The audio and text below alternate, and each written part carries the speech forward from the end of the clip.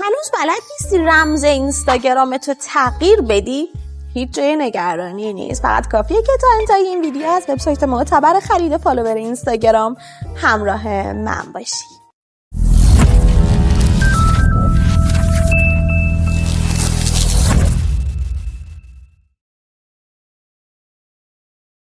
بعد از وارد شدن به صفحه اینستاگرامتون سه خط بالای صفحه رو بزنید و گزینه Settings and Privacy رو انتخاب کنید و بعد گزینه Account Center رو لمس کنید. حالا گزینه Password and Security رو انتخاب کنید. گزینه Change Password رو بزنید. در مرحله بعدی کافیه که رمز عبور فعلی رو وارد کنید و در 2 فیلد بعد گذر واژه جدید مورد نظر خودتون رو ثبت کنید.